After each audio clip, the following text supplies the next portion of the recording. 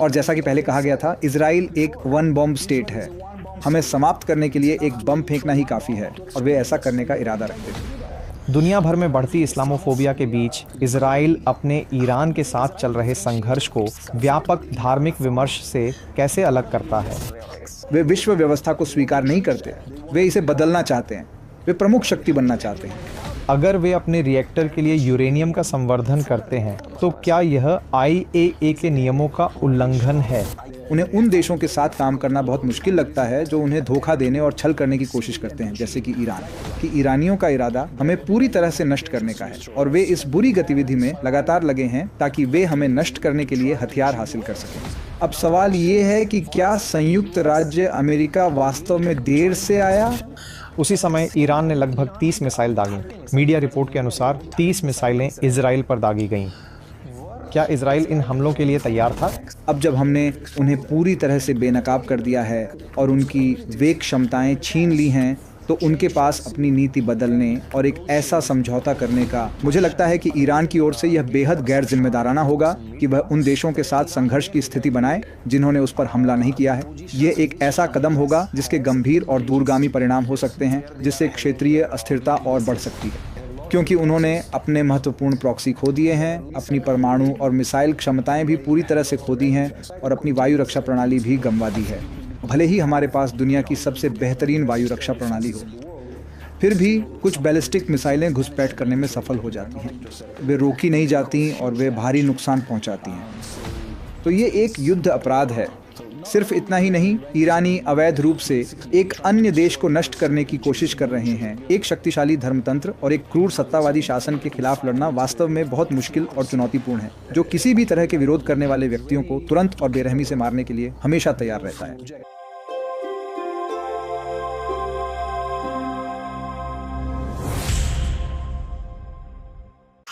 नमस्कार साथियों, स्वागत है आप सभी का अंकित इंस्पायर्स इंडिया पर।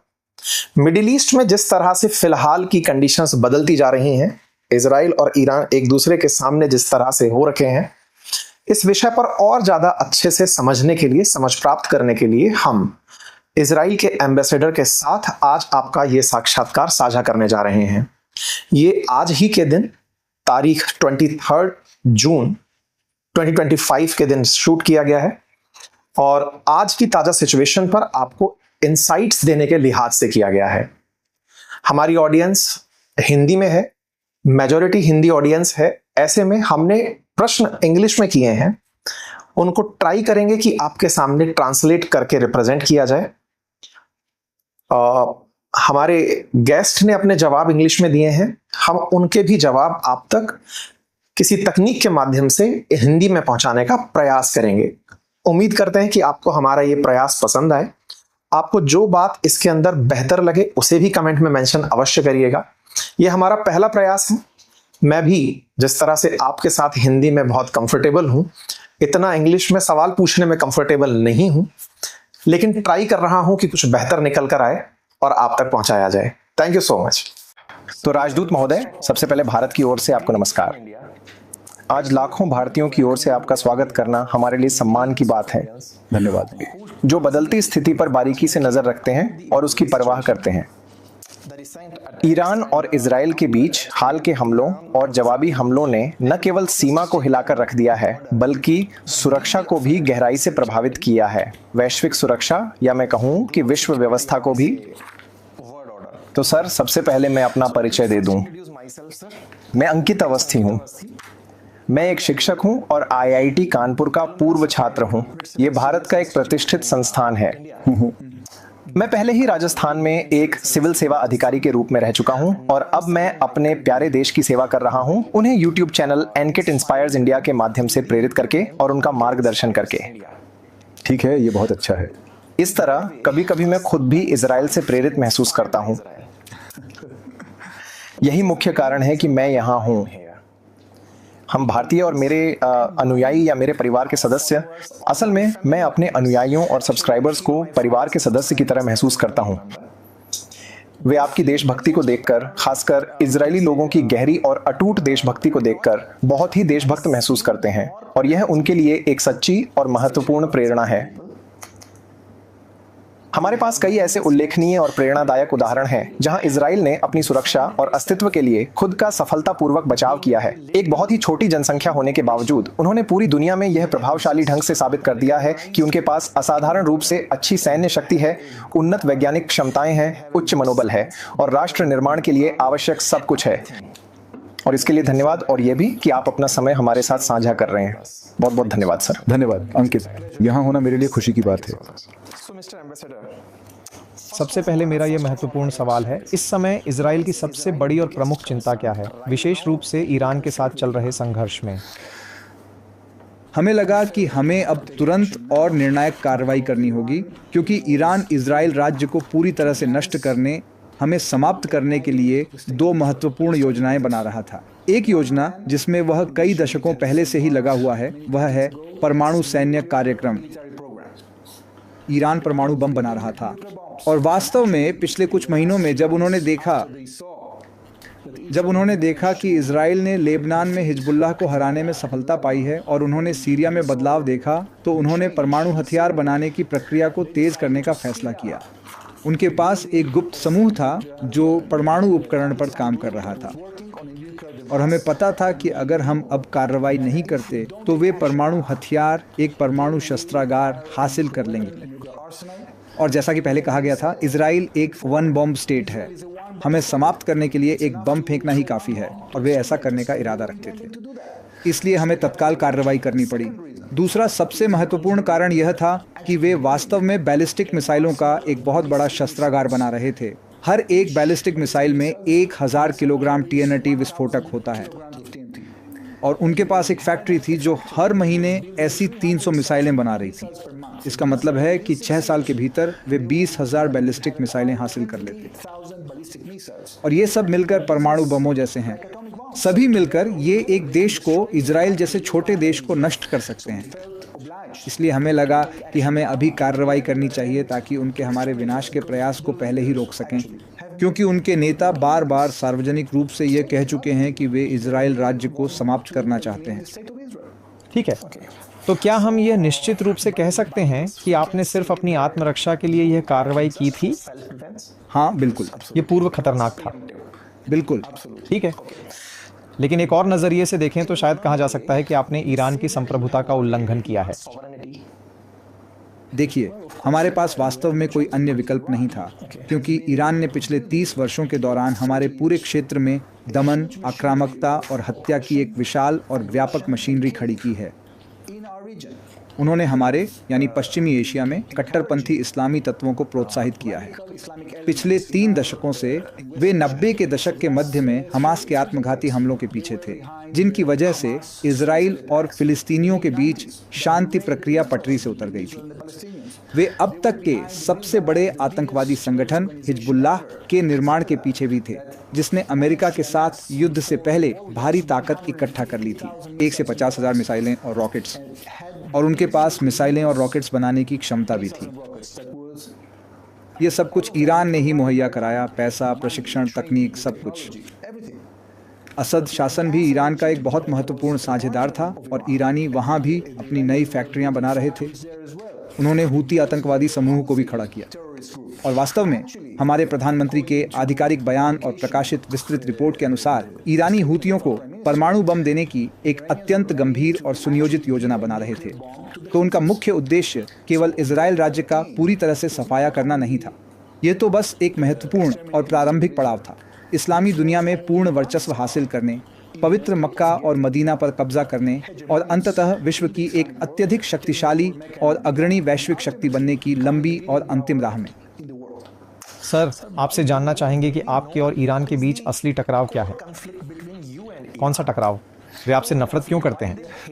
वैसे हमारा ईरानी जनता से कोई टकराव नहीं है। हमारा ईरानी लोगों के साथ बहुत लंबा और दोस्ताना संबंध रहा है।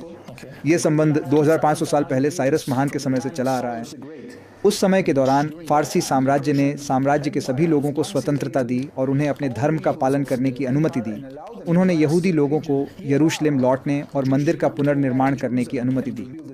तब से हमारे ईरानी लोगों के साथ बहुत अच्छी यादें और बहुत अच्छे संबंध रहे हैं। लेकिन इस कट्टरपंथी इस्लामी क्रांति ने एक ऐसा शासन स्थापित किया जो वास्तव में इजराइल को एक कैंसर युक्त ट्यूमर के रूप में देखता है। मैं उनके ही शब्दों का इस्तेमाल कर रहा हूँ। वे इजराइल को एक विदेशी इकाई के रूप में देखते हैं। वे इजराइल को एक स्वदेशी लोगों के रूप में नहीं मानते और वे सोचते हैं कि हमें अपने ही देश में संप्रभुता का अधिकार नहीं है। तो वे मूल रूप से उन फिलिस्तीनियों, उन लेबनानियों, उन सीरियाइयों, उन यमनी लोगों के साथ मिलकर काम कर रहे हैं जो बिल्कुल उन्हीं की तरह सोचते हैं और वे लगातार इस दिशा में प्रयासरत रहे हैं। हमें आग की एक घेराबंदी में जकड़ने के लिए उन 6 सेनाओं के साथ जो उन्होंने बनाई है, खासकर 2011 में अरब स्प्रिंग के साथ मध्य पूर्व में शुरू हुई अराजकता के बाद, तो वे इस शून्य का उपयोग कर रहे हैं जिसमें इस क्षेत्र में कानून व्यवस्था नहीं थी, ताकि वे और मजबूत हो सकें और अपने साम्राज्य का विस्तार कर सकें, और निश्चित रूप से हमें नष्ट करके। जैसा कि आपने उल्लेख किया, यहाँ एक कट्टरपंथी इस्लामवाद है। अगर मैं ऐसा कहूँ, दुनिया भर में बढ़ती इस्लामोफोबिया के बीच इजराइल अपने ईरान के साथ चल रहे संघर्ष को व्यापक धार्मिक विमर्श से कैसे अलग करता है? देखिए, इजराइल एक ऐसा देश है जहां सभी को पूर्ण धार्मिक स्वतंत्रता प्राप्त है। हमारे यहाँ इजराइल में लगभग 15% मुस्लिम आबादी भी है और मुस्लिम आबादी कानून के सामने समान है। वे अस्पतालों में काम कर रहे हैं, सरकार में काम कर रहे हैं और समाज का अभिन्न हिस्सा है, और वे हमारी अर्थव्यवस्था में भी शामिल हैं। वास्तव में अगर हम महिलाओं के अधिकारों की बात करें तो उदाहरण के लिए इजराइल में मुस्लिम महिलाएं किसी भी अरब देश की तुलना में कहीं अधिक दर पर रोजगार में हैं, या यहाँ तक कि भारत में भी। तो हम जो करने की कोशिश कर रहे हैं वह इस सामाजिक आर्थिक स्थिति को बढ़ावा देना और आगे बढ़ाना है। इजराइल में मुस्लिम आबादी की सामाजिक आर्थिक स्थिति, और इसमें हमें काफ़ी सफलता मिली है। तो हमारा इस्लाम के खिलाफ कुछ भी नहीं है। आप जानते हैं, इजराइल में मुस्लिमों को प्रार्थना करने की पूरी आज़ादी है। वे जो चाहें पहन सकते हैं और अपनी धार्मिक प्रथाएं निभा सकते हैं। तो ऐसे लोगों में निश्चित रूप से फर्क है जो समाज में घुलना मिलना चाहते हैं और जो राज्य के अधिकार को पूरी तरह से स्वीकार करते हैं और साथ ही साथ विश्व व्यवस्था को भी स्वीकार करते हैं। आप पहले विश्व व्यवस्था के बारे में ही बात कर रहे थे। जो कट्टरपंथी इस्लामवादी ईरान में करना चाहते हैं वह वे विश्व व्यवस्था को हिलाना चाहते हैं। वे विश्व व्यवस्था को स्वीकार नहीं करते, वे इसे बदलना चाहते हैं। वे प्रमुख शक्ति बनना चाहते हैं। वे वास्तव में उन अंतर्राष्ट्रीय मूल्यों को कमजोर करना चाहते हैं जिनके लिए हम खड़े थे और जिनके लिए हम प्रतिबद्ध थे, जिनके पीछे हम सभी वास्तव में एकजुट होकर खड़े थे। उदाहरण के लिए देखें कि उन्होंने एनपीटी में अपनी सदस्यता के साथ कैसा व्यवहार किया। IAEA यानी परमाणु ऊर्जा एजेंसी के अनुसार उन्होंने सुरक्षा समझौते का गंभीर उल्लंघन किया है। यह वही महत्वपूर्ण समझौता है जो किसी भी देश को ऊर्जा और अन्य चिकित्सा उद्देश्यों के लिए परमाणु नागरिक तकनीक का पूर्ण लाभ उठाने की अनुमति देता है। उन्होंने इसका स्पष्ट रूप से दुरुपयोग किया और साथ ही एक गुप्त सैन्य कार्यक्रम भी अवैध रूप से बनाया, और हमने इस पूरे मामले का सफलतापूर्वक खुलासा किया है। इस सवाल के अनुसरण में वास्तव में परमाणु संवर्धन कार्यक्रम की बात है। वे देश जिनके पास स्वच्छ ऊर्जा उत्पादन के लिए परमाणु रिएक्टर हैं, उनके पास संवर्धित यूरेनियम होता है। ऐसा कहकर ईरान भी यह कह रहा था कि हमारे पास 2011 से रूस की मदद से परमाणु रिएक्टर है, अगर मैं तथ्यात्मक रूप से सही हूं। उन्होंने 1974 में रूस के साथ अच्छे संबंध स्थापित किए थे और उसके बाद उन्होंने 2011 में अपना पहला परमाणु रिएक्टर शुरू किया। तो इस विशेष उद्देश्य के लिए अगर वे अपने रिएक्टर के लिए यूरेनियम का संवर्धन करते हैं तो क्या यह IAEA के नियमों का उल्लंघन है? सबसे पहले, जिन देशों के पास सिविल न्यूक्लियर रिएक्टर हैं, उनमें से अधिकांश यूरेनियम का संवर्धन नहीं करते हैं। यह है बहुत ही कम देशों की सूची है जो यूरेनियम का संवर्धन करते हैं। ईरानियों ने न केवल खुद यूरेनियम का संवर्धन करने की जिद की, बल्कि उन्होंने यूरेनियम को उस स्तर तक संवर्धित किया जो परमाणु ऊर्जा के लिए पूरी तरह से अनावश्यक है।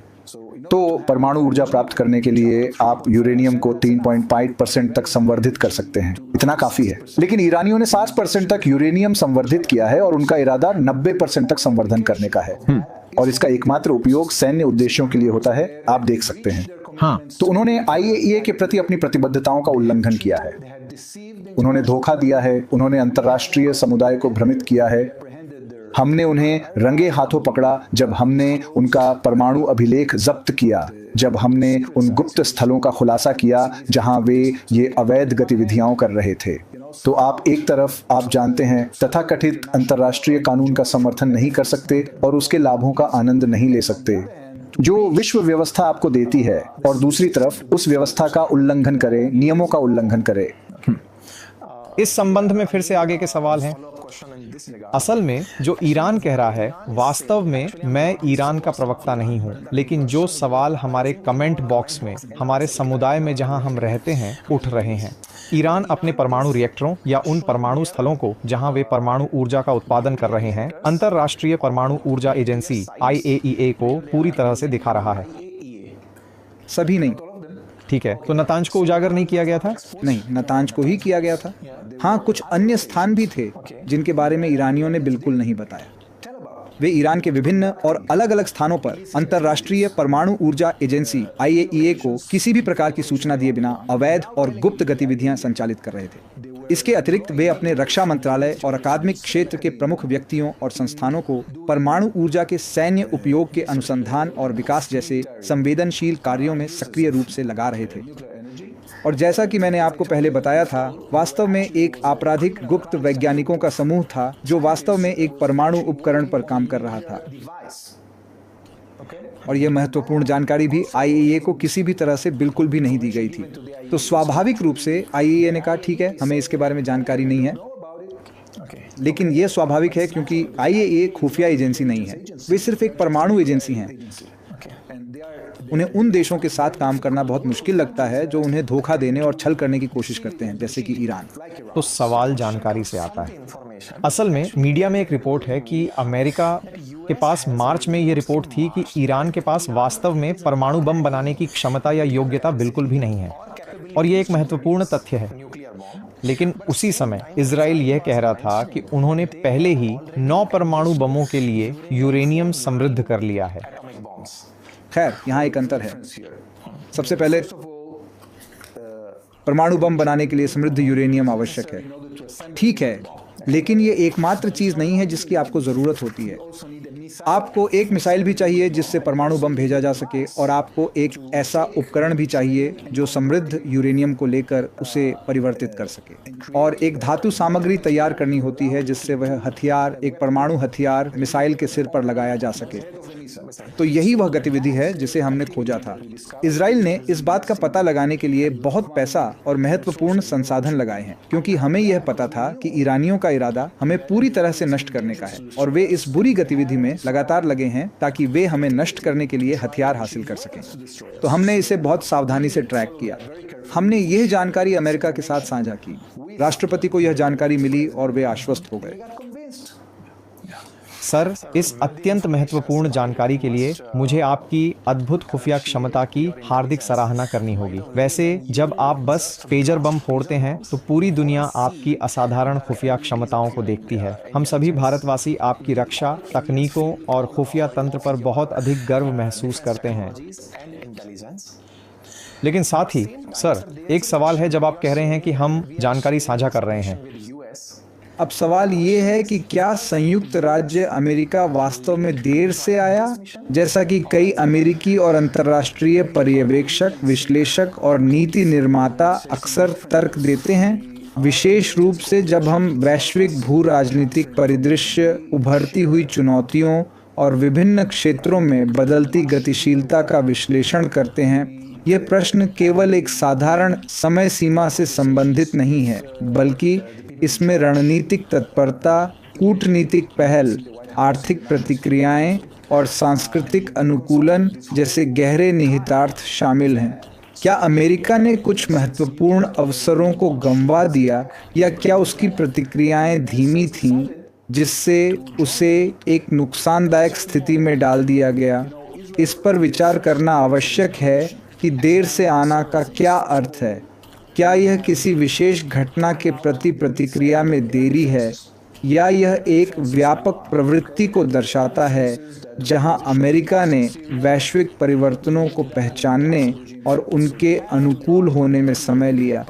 ये बहस अक्सर इस बात पर केंद्रित होती है कि क्या अमेरिका ने अपनी पारंपरिक नेतृत्व की भूमिका को बनाए रखने के लिए पर्याप्त तेजी से कार्य किया, या क्या अन्य शक्तियां और वैश्विक रुझान इतनी तेजी से आगे बढ़े कि अमेरिका को पकड़ने में मुश्किल हुई? इस प्रश्न का उत्तर देने के लिए हमें विभिन्न ऐतिहासिक क्षणों, नीतिगत निर्णयों और अंतर्राष्ट्रीय संबंधों के विकास का बारीकी से अध्ययन करना होगा, ताकि हम यह समझ सकें कि क्या अमेरिका की प्रतिक्रियाएं पर्याप्त थीं या क्या वे वास्तव में देर से थीं, जैसा कि अमेरिकी जनता और दुनिया के अन्य हिस्सों में महसूस किया जाता है। इसके अतिरिक्त हमें यह भी विचार करना होगा कि देर से आना की यह धारणा किस हद तक आंतरिक राजनीतिक गतिशीलता, सामाजिक परिवर्तनों और आर्थिक दबावों से प्रभावित होती है, जो अक्सर बाहरी चुनौतियों के प्रति देश की प्रतिक्रिया की गति को निर्धारित करते हैं। क्या यह केवल एक धारणा है या इसके ठोस प्रमाण हैं जो यह दर्शाते हैं कि अमेरिका ने वैश्विक मंच पर अपनी स्थिति को बनाए रखने में संघर्ष किया है?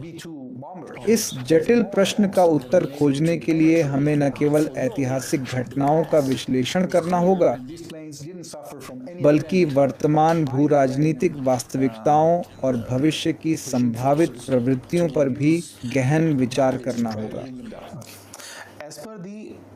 राष्ट्रपति के बयान के अनुसार कि उन्होंने अभी फिर से परमाणु हथियार बनाने की अपनी क्षमता पूरी की है, यह हाल ही में किया गया उनका दावा है। अब सवाल यह है कि जब वे पलटवार करते हैं, अब वे हॉर्मुज जल्द मरुमध्य को ब्लॉक करने की योजना बना रहे हैं, जिससे दुनिया को या आमतौर पर दुनिया को अपनी 20% ऊर्जा की आवश्यकता मिलती है। आप ईरान की इस तरह की प्रतिक्रिया को कैसे देखते हैं? हमने हॉर्मुज जलद मरुमध्य को ब्लॉक करने की धमकियां देखी हैं। हमने ईरानी संसद में एक प्रस्ताव पारित होते देखा है जिसमें सरकार से हॉर्मुज जलद मरुमध्य को ब्लॉक करने का आह्वान किया गया है। लेकिन मुझे लगता है कि ईरानी शासन को यह करने से पहले बहुत अच्छी तरह से सोचना होगा, और इसके दो कारण हैं। पहला, क्योंकि इजराइल की कार्रवाई के बाद उनकी क्षमताएं बुरी तरह से नष्ट हो गई हैं। लेकिन इसके अलावा संयुक्त राज्य अमेरिका ने यह वचन दिया है कि अगर ईरान ऐसा करता है तो वह बड़े पैमाने पर पलटवार करेगा। अब मुझे आपको यह याद दिलाना चाहिए कि हमारी कार्रवाई के परिणाम स्वरूप ईरान की अमेरिकी कार्रवाई को रोकने की क्षमता, जो वास्तव में इजराइल की कार्रवाई से कहीं अधिक शक्तिशाली है, बहुत ही न्यूनतम रह गई है। और इसलिए मुझे नहीं लगता कि यह उनके हित में होगा कि वे ऐसा करें। मुझे नहीं पता कि वे क्या करेंगे, मुझे इसका कोई अंदाजा नहीं है ईरानी शासन की योजनाओं के बारे में। लेकिन संयुक्त राज्य अमेरिका के राष्ट्रपति ने बहुत स्पष्ट रूप से बात की है। वह अब ईरान को फिर से वार्ता की मेज पर बुला रहे हैं, क्योंकि जो कुछ ईरान कर रहा था वे उन 60 दिनों का फायदा उठा रहे थे जो राष्ट्रपति ट्रंप ने उन्हें बातचीत के लिए दिए थे। उन्होंने इसका फायदा उठाकर गुपचुप तरीके से परमाणु हथियार हासिल करने की कोशिश की। अब जब हमने उन्हें पूरी तरह से बेनकाब कर दिया है और उनकी वेग क्षमताएं छीन ली हैं, तो उनके पास अपनी नीति बदलने और एक ऐसा समझौता करने का एक महत्वपूर्ण मौका है जिससे अंतर्राष्ट्रीय सुरक्षा बहाल हो सके। धन्यवाद। सबसे पहले मुझे लगता है कि ईरान की ओर से यह बेहद गैर जिम्मेदाराना होगा कि वह उन देशों के साथ संघर्ष की स्थिति बनाए जिन्होंने उस पर हमला नहीं किया है। यह एक ऐसा कदम होगा जिसके गंभीर और दूरगामी परिणाम हो सकते हैं, जिससे क्षेत्रीय अस्थिरता और बढ़ सकती है। तो अगर वे अन्य देशों पर हमला करने का फैसला करते हैं, तो मुझे लगता है कि उन्हें उन देशों के कड़े और निर्णायक प्रतिशोध का सामना करना पड़ेगा जो अपनी संप्रभुता और सुरक्षा की रक्षा के लिए पूरी तरह से तैयार होंगे। यह प्रतिशोध केवल सैन्य नहीं होगा, बल्कि इसमें आर्थिक और राजनयिक उपाय भी शामिल हो सकते हैं। अगर वे अमेरिकी ठिकानों पर हमला करने की कोशिश करते हैं, तो मुझे लगता है कि हमें अमेरिकी ताकत के जबरदस्त और त्वरित प्रतिशोध का सामना करना पड़ेगा, जो कि जैसा मैंने कहा, इजरायली ताकत से कहीं ज्यादा बड़ी और व्यापक है। संयुक्त राज्य अमेरिका के पास दुनिया की सबसे शक्तिशाली सेना है, जिसमें उन्नत हथियार प्रणालियां और वैश्विक पहुंच शामिल है। ये तथ्य कि इजरायल ने अकेले ही ईरान की कई महत्वपूर्ण सैन्य और परमाणु क्षमताओं को सफलतापूर्वक निष्क्रिय कर दिया है। ये दर्शाता है कि ईरान की सैन्य शक्ति उतनी मजबूत नहीं है जितनी वह दावा करता है, और अब वास्तव में हमें ईरान के आसमान में स्वतंत्र रूप से कार्रवाई करने की सुविधा मिल गई है। यह आपको बताता है कि इस समय ईरान के पास जो विकल्प हैं वे अब उतने बड़े नहीं हैं जितने पहले हुआ करते थे, क्योंकि उन्होंने अपने महत्वपूर्ण प्रॉक्सी खो दिए हैं, अपनी परमाणु और मिसाइल क्षमताएं भी पूरी तरह से खो दी हैं, और अपनी वायु रक्षा प्रणाली भी गंवा दी है। और मुझे ये बिल्कुल भी नहीं लगता है कि यह संघर्ष एक विश्व युद्ध तक फैलेगा, क्योंकि प्रमुख विश्व शक्तियां इस वर्तमान युद्ध में सीधे तौर पर शामिल नहीं हैं। उस दिन वह रविवार था। उस समय अमेरिका ने उनकी परमाणु क्षमता पर हमला किया। उसी समय ईरान ने लगभग 30 मिसाइल दागी। मीडिया रिपोर्ट के अनुसार 30 मिसाइलें इजराइल पर दागी गईं। क्या इजराइल इन हमलों के लिए तैयार था?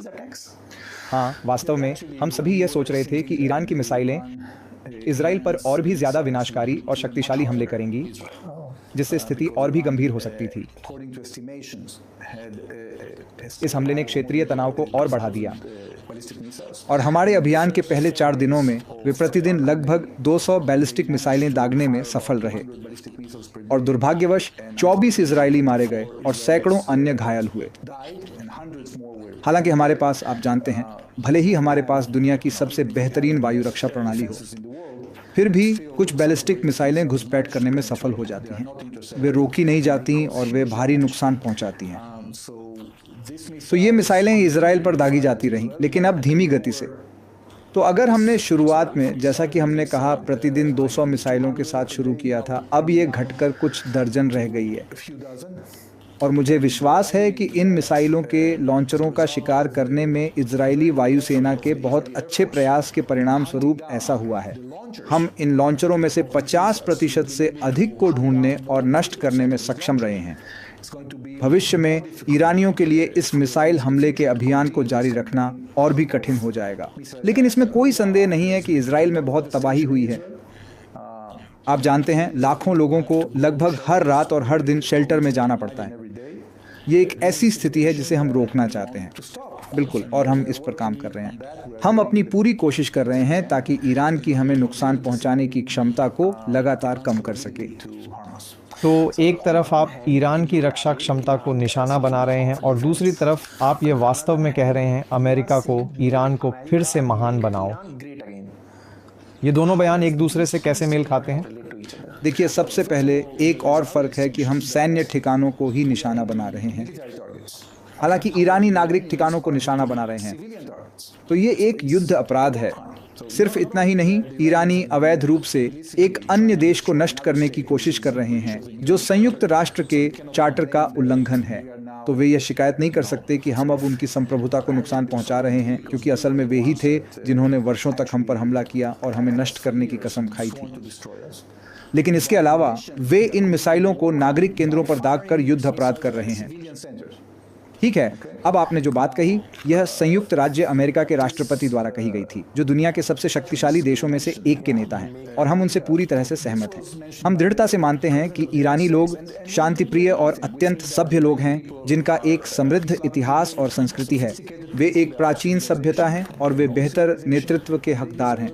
लेकिन इजराइल के पास कोई योजना नहीं थी, न ही संयुक्त राज्य अमेरिका के पास शासन परिवर्तन की कोई संचालनात्मक योजना थी। हमें उम्मीद है कि इस तथ्य के परिणाम स्वरूप कि हम रिवॉल्यूशनरी गार्ड्स की सैन्य अवसंरचना को नुकसान पहुंचा रहे हैं, कि ईरानी लोग उठ खड़े होंगे और अपने देश को इस दमन से मुक्त कराने में अपनी ऐतिहासिक भूमिका निभाएंगे। यह कल्पना भी नहीं की जा सकती कि ईरानी लोग इस शासन के तहत कितनी पीड़ा झेल रहे हैं। महिलाओं को सिर्फ हिजाब न पहनने के लिए बेरहमी से मार दिया गया। लोगों को उनकी भयानक जेलों में, जिसमें कुख्यात एविन जेल भी शामिल है, वहां अमानवीय रूप से प्रताड़ित किया गया, जघन्य बलात्कार किया गया और निर्मम हत्या की गई। ईरान में स्थिति बहुत बहुत खराब है। लेकिन सर, मीडिया में जो तस्वीरें दिखाई जा रही हैं, उनमें ईरान में इजराइल के खिलाफ लोगों के प्रतिशोध या जोश का स्तर बहुत ऊंचा दिखाया जा रहा है। ठीक है, शासन ने कुछ प्रदर्शन करवाने में कामयाबी हासिल की है। मुझे लगता है कि उन्हें अभी भी शासन के भीतर कट्टरपंथी तत्वों का समर्थन प्राप्त है। ऐसे लोग हैं जिन्हें शासन से वेतन मिलता है, वे रिवोल्यूशनरी गार्ड्स का हिस्सा हैं। हालांकि हम जानते हैं और हर कोई जानता है कि यह एक अल्पसंख्यक है। ईरान में अधिकांश लोग आज़ाद होना चाहते हैं। सवाल यह है कि क्या उनमें इतनी हिम्मत और दृढ़ता होगी, क्योंकि एक शक्तिशाली धर्मतंत्र और एक क्रूर सत्तावादी शासन के खिलाफ लड़ना वास्तव में बहुत मुश्किल और चुनौतीपूर्ण है, जो किसी भी तरह के विरोध करने वाले व्यक्तियों को तुरंत और बेरहमी से मारने के लिए हमेशा तैयार रहता है। और ईरानी रिवॉल्यूशनरी गार्ड्स ने बार बार यह साबित किया है कि वे ऐसा करने के लिए तैयार और सक्षम हैं। जैसे उन्होंने 2009 में किया था, वैसे ही वे प्रदर्शनकारियों को मार सकते हैं। ठीक है, तो ईरान के नागरिकों के लिए यह एक बहुत ही नाजुक स्थिति है। मैं उनकी स्थिति से ईर्ष्या नहीं करता, मैं उनके लिए शुभकामनाएं देता हूं। और इजरायली सरकार भी उन्हें शुभकामनाएं देती है और इजराइल की जनता भी उन्हें शुभकामनाएं देती है। तो आप वर्तमान स्थिति को कैसे देखते हैं? ये कब स्थिर होगी? क्योंकि बाजार में काफी अटकलें लगाई जा रही हैं, लोग डर रहे हैं, वे डर रहे हैं कि कच्चे तेल की बढ़ती कीमतें। तो आप इसे कैसे देखते हैं? वे बस, आप जानते हैं, थोड़ी सी बड़ी है। 70 के दशक की स्थिति के विपरीत, जब पश्चिमी देश और कई अन्य अर्थव्यवस्थाएं पूरी तरह से, आप जानते हैं, खाड़ी से आने वाले तेल पर निर्भर थीं, अब स्थिति बदल गई है। फिर भी, जैसा कि आपने कहा, अब भी काफी निर्भरता है, लगभग 20%। लेकिन ये पहले जैसी बात नहीं रही, क्योंकि अब अमेरिकी भी बहुत सारा तेल उत्पादन कर रहे हैं। हालांकि निश्चित रूप से हम नहीं चाहते कि स्थिति और बिगड़े। संयुक्त राज्य अमेरिका के राष्ट्रपति ने कहा है कि आप जानते हैं, अमेरिका फिर से कूटनीति की ओर लौटना चाहता है। हम इसका समर्थन करते हैं। हम मानते हैं कि दुनिया के लिए सबसे अच्छा यही होगा कि ईरान गंभीरता से और सत्यापित रूप से यूरेनियम संवर्धन को त्यागने के लिए प्रतिबद्ध हो। सैन्य परमाणु कार्यक्रम के किसी भी तत्व को त्यागने, अपनी बैलिस्टिक मिसाइलों और क्षेत्र में अपनी हानिकारक गतिविधियों को भी त्यागने के लिए प्रतिबद्ध हो। अगर वे ऐसा करते हैं और एक शांतिपूर्ण देश बन जाते हैं जो क्षेत्र में तबाही मचाने की बजाय अपनी खुद की अर्थव्यवस्था के विकास पर ध्यान केंद्रित करता है, तो मुझे लगता है कि हम शांति प्राप्त कर सकते हैं। आप इसे कैसे देखते हैं जब चीन और रूस परमाणु स्थलों पर हमले की निंदा करते हैं? क्या आपको लगता है कि ये देश ईरान के साथ मिल रहे हैं?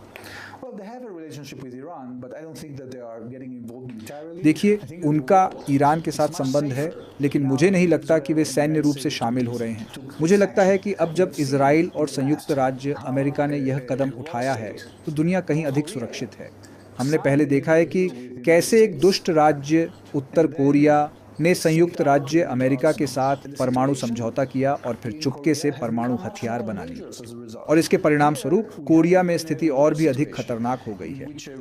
यहाँ हमारे पास इससे भी बुरी स्थिति है, जिसमें एक कट्टरपंथी उग्रवादी शासन, जो अपने पड़ोस के प्रति आक्रामक है, सामूहिक विनाश के हथियार हासिल करने की कोशिश कर रहा था। तो आप किसी कट्टरपंथी को हमारे देश या क्षेत्र के किसी अन्य देश के खिलाफ उनके विनाश अभियान को जारी रखने के साधन नहीं देते। क्षेत्र के कई देशों ने भले ही इजरायली कार्रवाई की हल्की निंदा की हो, लेकिन दरवाजे के पीछे इस कदम की सराहना की जो इजराइल ने उठाया, क्योंकि वास्तव में इसके परिणाम स्वरूप वे कहीं अधिक सुरक्षित हो गए हैं। आप जानते हैं, ईरान ने 4 अरब देशों इराक, यमन, सीरिया और लेबनान पर कब्जा कर लिया था। सौभाग्य से इन देशों में से कुछ के लिए अब ईरानी शासन कमजोर हो गया है। लेबनान में अब एक नई सरकार है जो लेबनानी लोगों के लिए आशा जगा रही है, जो सक्रिय रूप से भाग ले रही है। वह देश के हथियारों को एकजुट करने की कोशिश कर रही है और हिजबुल्लाह को ईरान के एजेंडे की सेवा करने की अनुमति नहीं दे रही। सीरिया में अब स्थिति अलग है, हालांकि वहां भी एक समस्या है, जिहादी तत्व, लेकिन कम से कम इस समय वे क्षेत्रीय युद्धों में शामिल नहीं हैं।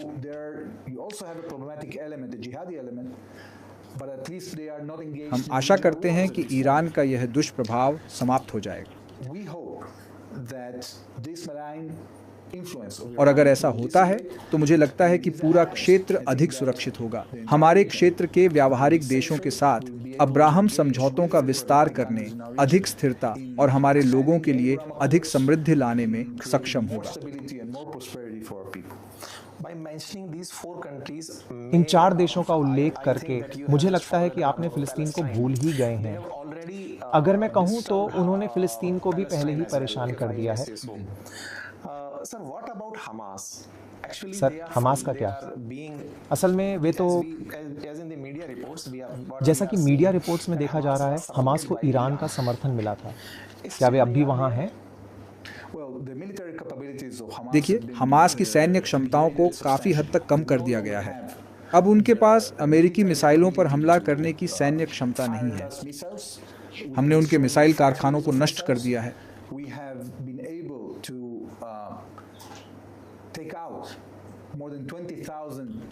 हम 20,000 से अधिक को खत्म करने में सक्षम रहे हैं, हमास के आतंकवादी।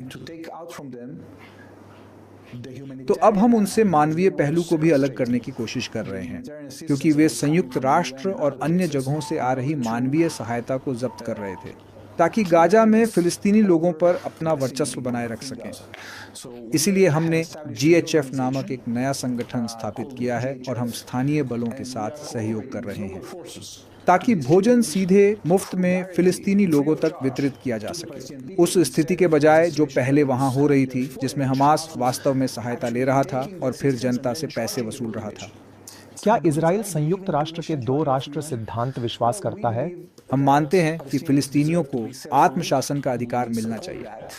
हम इसका समर्थन करते हैं, हालांकि हम ऐसी स्थिति नहीं चाहते जिसमें वे हम पर हमला करें। तो जब तक वे खुद को शासित कर सकते हैं बिना इजराइल के लिए खतरा बने, हम इसके लिए सहमत होंगे। दुर्भाग्यवश जब हमने गाजा पट्टी से वापसी की, उसके कुछ महीनों बाद ही हमास ने वहां कब्जा कर लिया और पिछले 17 वर्षों से उन्होंने वहां की आबादी शिक्षा व्यवस्था को 2 या 3 साल की उम्र से ही कट्टरपंथी बना दिया है। उन्होंने वास्तव में पूरी अर्थव्यवस्था को गुलाम बना लिया है।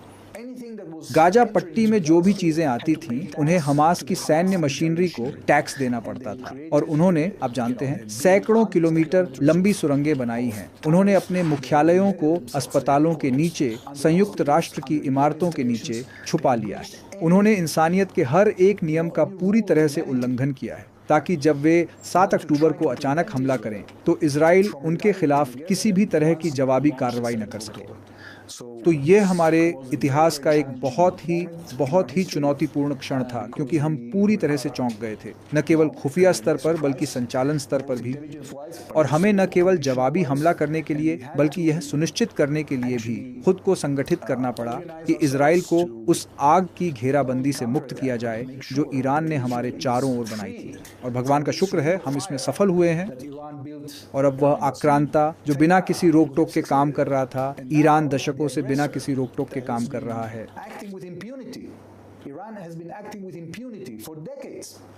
वे तेहरान में बैठकर सोच रहे थे कि कोई हमें नुकसान नहीं पहुंचा सकता, क्योंकि इजराइल एक छोटा देश है, और उन्होंने हमें इन प्रॉक्सी यानी इन आतंकवादी संगठनों के जरिए व्यस्त रखा। तो उन्हें लगा कि वे पूरी तरह से सुरक्षित हैं, लेकिन हमने साबित कर दिया कि ऐसा नहीं है।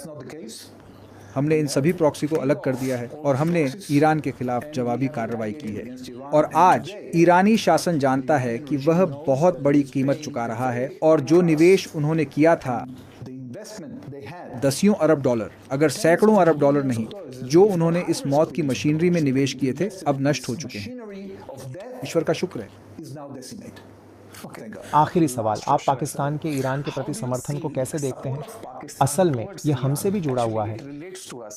मेरे पास इस बारे में जानकारी नहीं है कि पाकिस्तान ईरान का समर्थन कैसे करता है। मैंने नहीं देखा कि पाकिस्तान इस संघर्ष में शामिल रहा हो। शुरुआत में उन्होंने कहा था कि वे ईरान का समर्थन करेंगे। उस मीडिया रिपोर्ट और उनके प्रधानमंत्री का बयान भी आया था। डॉन, मैंने अब तक कोई ठोस समर्थन नहीं देखा है। हम जानते हैं कि अतीत में ईरान के परमाणु कार्यक्रम के बहुत शुरुआती स्तरों या चरणों में पाकिस्तान से ईरान की ओर परमाणु ज्ञान और सामग्री की तस्करी का कुछ पहलू था।